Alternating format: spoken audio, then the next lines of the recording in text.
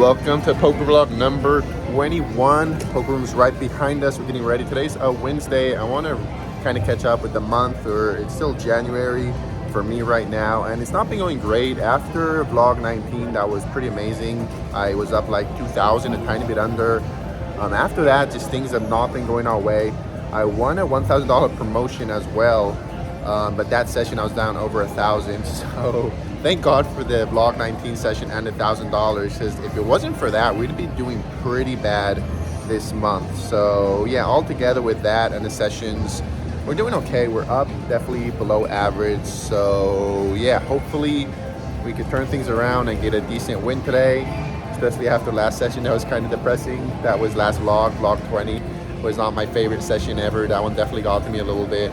So yeah, with that said, let's jump right into the poker room and let's play. All right, let's get right into it. I thought I was gonna have to play 1-3 for a little bit, but they just opened a second 2-5 table. It's gonna be a must move. So we grab our chips, that's $500. We head over there and put it down another 500 to be at 1,000. That is the max buy-in. And let's jump right into the first hand. We're in the low jack with pocket fours. I'm gonna get $15. Now to cut off 3 bets to 50. Folds back to us and 200 big blinds deep. I'm not folding my pocket pair. I call. We go heads up to a flop. Flop's not what I was hoping for. 7 ace deuce. So no 4 and there's ace on the board. It's not loving it. But when I check, he checks back. Turn is a 10. I check, trying to get the showdown, and he bets. He makes it $100. That is very big. Pot size bet. And yeah, I think he's mostly betting his aces on the flop, but you never know. This just feels as if he is trying to compensate for the value he missed by checking the flop, and he's hoping maybe that I don't believe him. I don't believe the line he's taking, that he checked and bet the turn.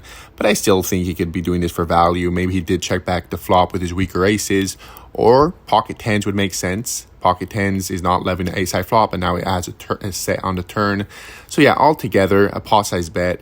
I'm not calling in a 3-bet pot with pocket fours, so I just fold. Now when I cut off with pocket tens, the hijack makes it 10, so I 3-bet him to 30, and the big blind cold calls and the hijack calls as well. So 3 ways to a flop. Flop comes ace, jack, 4. It checks to me, and usually I'd check here, just go with my showdown value. But in the moment, I felt the big blind had just lost a big pot, so I felt like it was calling me pretty wide, just trying to get action. And the hijack, he seemed like he wanted to fold pre-flop, but felt like he was pot committed once the big blind called. So I do decide to turn my pocket tens into bluff here. If they have a jack or a weak ace, I felt like I'd be able to get them to fold after barreling the turn or a river. Maybe a little too much bluffing if I'm doing this with pocket tens, but that's what I decided to do in the moment. I make it $30, and they both pretty quickly fold. So we probably bluffed with the best hand, and we take it down. Now we get downgraded. The pocket deuces in the hijack. I make it $15 and only get the big blind to call, so heads up to a flop. Flop is definitely interesting. 5-8 deuce, so bottom set on a monotone board. When a big blind checks, I'm always c-betting here. If he check raises, well, we figure out from there. It's definitely hard to flop a flush, and against the big blind, a set is doing amazing. So I c-bet for $20, and he calls. Turn is not what we're hoping for. A 6 of clubs, so there's 4 clubs on the board. Any club is beating us. When it checks to us, I think definitely betting here is way too thin. It feels like a spot that if I bet, I'm only going to get called by a better, so I check back. As if the turn was not bad enough, river is a 4. So now any 3 or any 7 is a straight. So when it checks to me, maybe if that card didn't come out, I could try to go really thin with a small bet, trying to get top pair to call. That already in itself would have been thin, but yeah, now when all these straight on the board as well, definitely feels way too thin. So I check back, and he flips over 6-7, so he did hit the straight on the river. Our set is not good. He takes it down. Let's see if we have more luck with ace 10 suited and under the gun 1. I make it $15 and I get the button and big blind to call. So 3 ways to a flop. Flop comes ace queen 5. The big blind checks, and I decide to check here with top pair.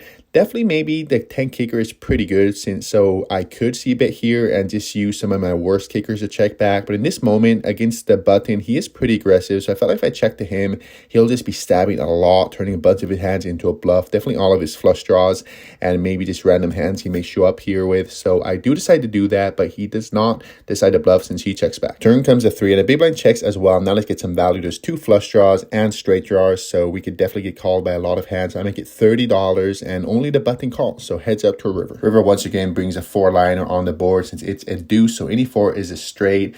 And I think he could have maybe some 4s. The one that I think makes the most sense would be 4 or 5 since he would flop bottom pair, so he wouldn't try to turn his hand into a bluff since he has showdown value. I don't know if he's checking back the flop with ace 4. I think he'd be betting a lot with top pair, but you never know. I decided to check to him. I feel like maybe betting here with top pair, 10 kicker on a 4-line would be a little too thin. And he does bet. He makes it $100. And yeah, not loving his spot. But against this player that is very aggressive and there's 2 missed flush draws on the board, I think he just show up with way too many bluffs in this spot to fold, even though any 4 is a straight. So I do put in the call and he flips over ace deuce. So he did not have the 4, but he rivered 2 pairs. So our ace 10 is not good. He takes it down. And with that, we move to the main game and we get a very nice welcome. Since first hand in, we got ace king off in a big blind. Under and 1 makes it 15 and it gets the cutoff and small blind to call. So we 3-bet to $90 and everybody folds. So nice start. Let's move on to the next hand. Now we're in the button with 6-7 suited. Under the limps, so does the low jack, so I make it $25 and they both call. So 3 ways to a flop. Flop comes 7-10-3. It's not the worst. Middle pair, 6 kicker, but now under the gun leads out for $60. Low jack folds not to us and definitely a very big bet. And I play a decent amount with this player and he does tend to lead out pretty often when he has top pair, just not wanting to give a free turn and have overcard show up and then he has to fold. So I do have middle pair, but against this player, I just think he has so often top pair. And against that, we just don't have many outs. And he made it a pretty big size, pretty close to pot. So definitely feels tight just folding to 1 bet with middle pair. But I prefer being myself maybe if he was a pre-flop raiser and I'd call since he'd be betting a lot more often. But this lead, it's just, I feel it's so often top pair. I don't think he's doing it that often with a draw. So with that in mind, I do just fold and he takes it down. Now we're in a small blind with ace queen suited. The button makes it 15 and against the button, ace queen is doing amazing. I'm always 3-betting. I make it 60 and get the big blind a cold call and the button call. So definitely not what we are expecting. 3 ways in a 3-bet pot. Flop comes 7-3 jack. So we don't hit, but not the worst. We got 2 overcards, a backdoor flush draw and a backdoor straight draw.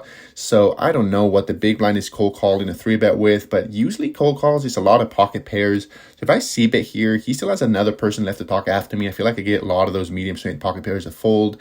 And the button, I think, could be super wide. Of course, he's raising wide from the button. And after the big blind calls my 3-bet, I think he's calling with almost everything as well, being in position and getting the price. So I bet $80. Big blind calls, so not what we're hoping for, and even less when the button goes all in for $230. And if it's just him and me, I feel like I'd be pocket-mated and I'd call. But the problem is the big blind called. So if I call here, I definitely feel very capped. And he is deep like me. So I feel like if I call, I'm just going to have to check fold a lot on turn or river unless I improve. So yeah, definitely a weird spot. I decided just to fold and they ended up getting it all in. Big blind had a flush draw and a button took it down with jack 10. So yeah, top pair, 10 kicker. He takes it down. Now we're in the button with ace 9 suited. Under the limps, low jack makes it $15 onto us, and this is a very small size. He usually makes it bigger, especially with limpers. So I like to attack a lot when people make a smaller size than usual, since it usually shows weakness. The same as the opposite, when I bet bigger, I just tend to be way tighter. Definitely a tell that you can take a lot of advantage of. That's why you should usually stick to one size. So let's take it down against a hand that I think is very weak. I make it 50. But things do not go our way since the big blind cold 4-bets is to $200. So folds to us. And yeah, just folding here and he flips over pocket aces. So yeah, definitely session is not going how we were hoping for. And this is pretty much how the last 2 weeks have been feeling.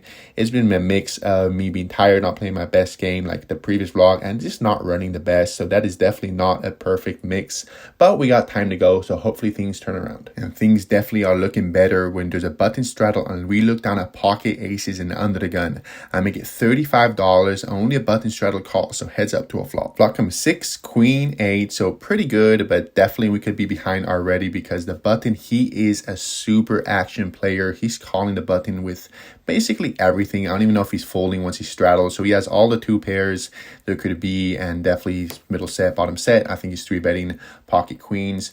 But yeah, I think I'm ahead of way more hands, and he is super sticky. So I don't think he's folding anything if he hits the flop. So I make it $40 and he does call. Turn is not the best. It's another 6, and button definitely could have all of the 6s since he's calling most of them pre-flop and is definitely calling it on the flop. So I decided to pocket control a little bit here and check, and he bets. He makes it $70, and I'm not going anywhere. I call. River is beautiful. It's an ace, so we river a full house, the second nuts.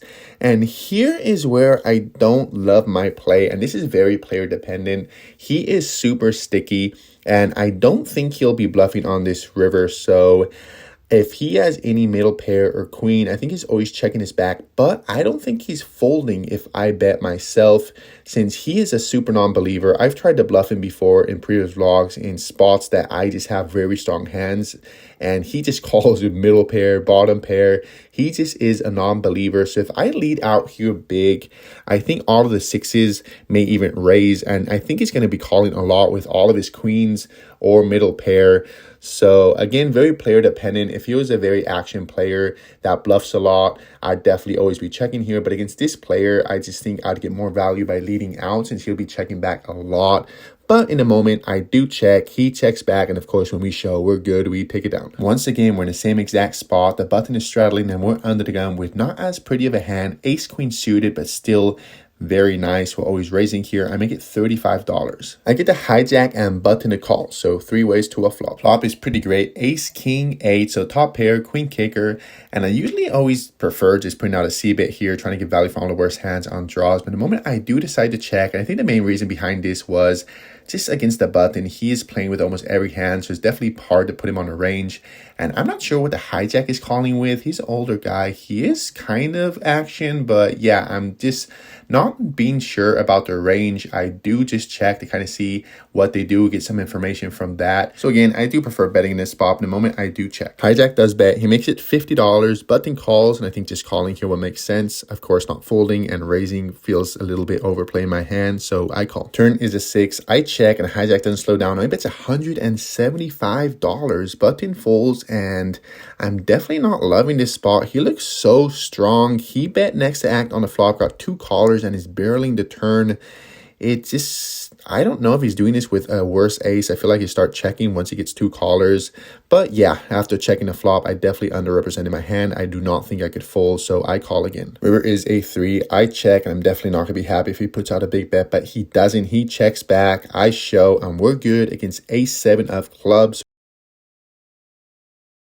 So I guess that makes more sense for that big bet, and we take it out. Now in a small blind with king deuce suited. Usually if hand, I'd just be folding in this spot, but under and 2, cut off button limp, and a suited king, I think it's good enough to call. So that's what I do. Big blind checks. So we go 5 ways to a flop. Flop is king 7 6, so top pair.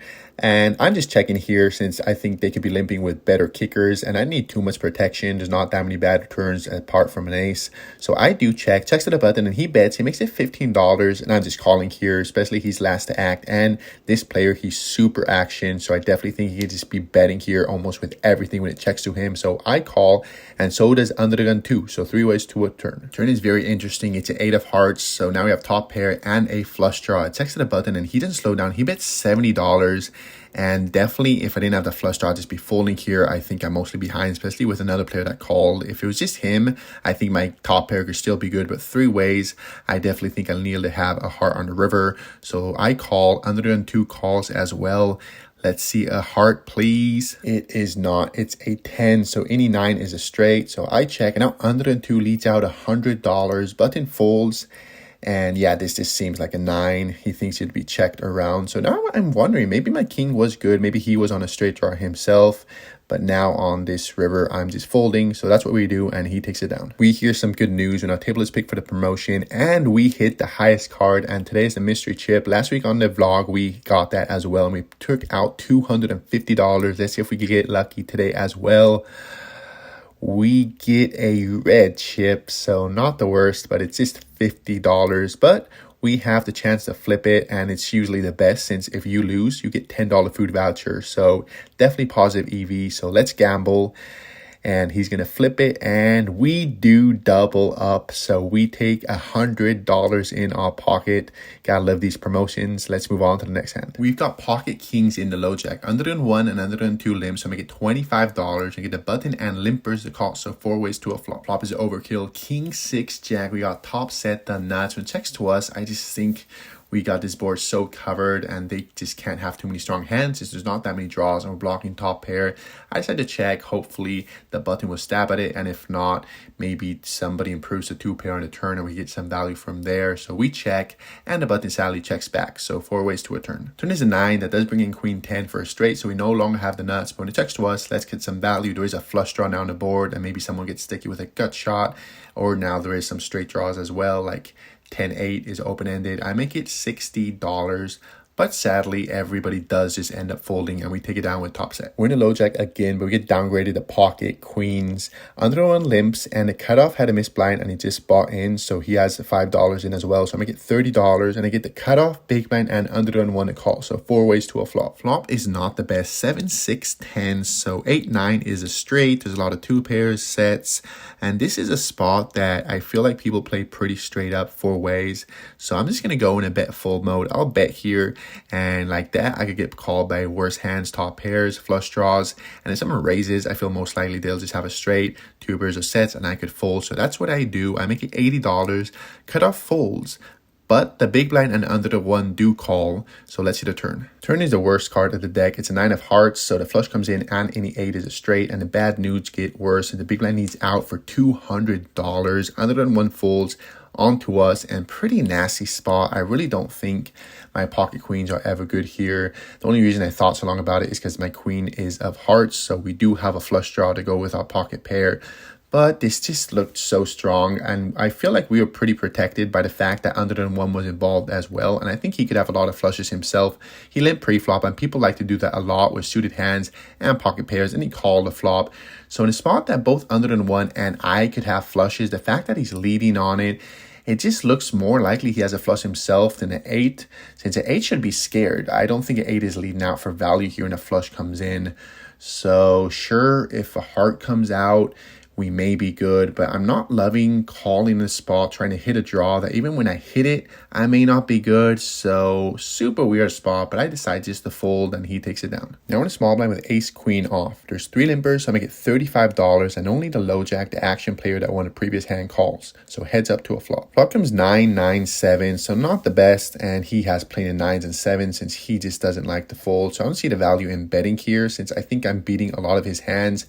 I will not get anything better to fold. If he has any pocket pair, if he has a 79, he's calling. So I decide to check and see the good news when he checks back. Turn is a 5, and I'm just happy to get the showdown since I feel like an ace is good a lot of the time. So I check, but he bets now. He makes it $30.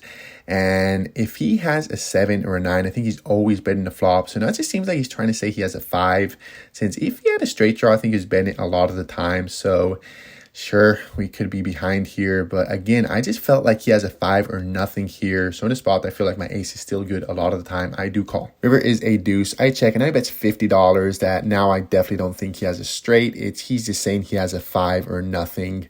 That's pretty annoying if he's getting value with that against us. But against this player, he is pretty action. I wouldn't be surprised if after checking to him twice, he just starts bluffing with anything he has. And again, in a spot, that only thing that makes sense is a 5.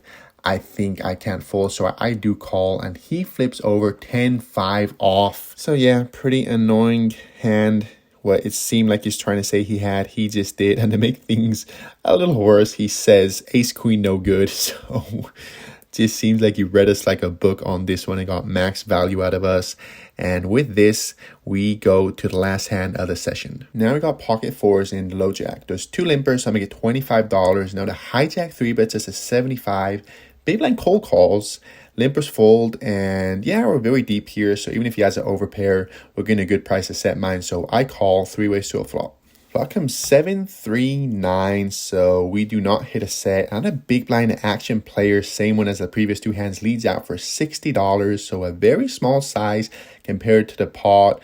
But yeah, I mean, maybe it's a heads up I'd call, but I got the 3 better, still left to talk. So if I call and he has an overpair, I think he's always raising here. So I definitely don't think it's a good spot to call. So I just fold, and that brings our session to an end. So definitely not what we were hoping for. This brings us down 2 weeks in a row. There's actually one last hand before we rack up, and we got pocket jacks and under the gun 1. Under the gun limp, so I make it $20, and I get the small blind to call. Now under the gun limp 3-bets to $125, and I am basically ready to go home.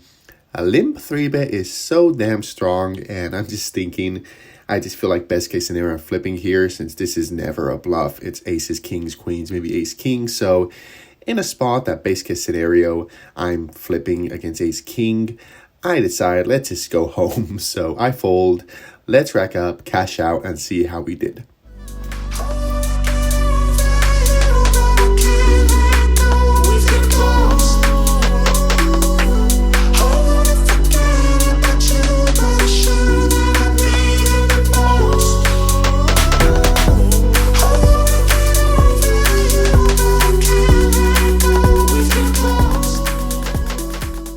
All right, we are in the car because I lost track of how much we were in and how much out. Now I counted it, and we are down $520, but we won 100 in promotion, so 420. So yeah, the poop month continues. I think I'm happy with how I played. Just missing, going a little card dead when I had strong hands, just small pots, and just having bad runouts and some bigger ones. And yeah, a little frustrating because it was a super good game. There were just guys going absolutely crazy. The guy to my right went all in at least twice or 3 times with absolutely nothing, and I think he was more on the obvious side because he was just bet huge when he didn't have anything. He just bet 2x pot 400 and jam 1,000, and he'd have nothing. So we weren't able to get much with him. And yeah, I just take back the aces one. I think I should lead the river that when I river the full house, because it's very player dependent. There's 2 maniacs. One of them was a calling station maniac, the other one was just a bluffing maniac. So against the calling station, I think I got to lead with the full house because he's not betting that. If he has a 6, yeah, but if I jam or if I bet, he'll call or jam himself with the 6s. And if he had whatever cards were below the ace, I think it was a queen or 9, he's checking back. So I just think I should bet here every day. I just don't think I thought it through too much in the moment. I just checked. I didn't want to give out any tells, like showing that the ace was good for me. So I did check, not wanting to give out anything. But yeah, that's the main one I would like to take back. Apart from that, yeah, the queens, when the flush came in, that I had the queen of hearts. But I'm okay with that too, because I think he may be leading out with a flush. I don't think he's bluffing there, especially 3 ways. So yeah, because that guy was the calling station one, so he doesn't bluff that often. He usually just calls a bunch. That's about it. Down 2 in a row vlogs, but yeah, a good run in vlogs, and because I was super action the 19 and 18. And yeah, hopefully next week we could do a little better, and that's how it is, you know. Some months we do better than others. Last month was great, and this one is not that bad. But hey, I haven't had any losing month, and this one I'm not down either. I'm still up okay amount, so I can't complain. And yeah, thank you guys for watching. If you could subscribe, like, and leave a comment. Always happy to talking about hands, and I'll see you guys next week.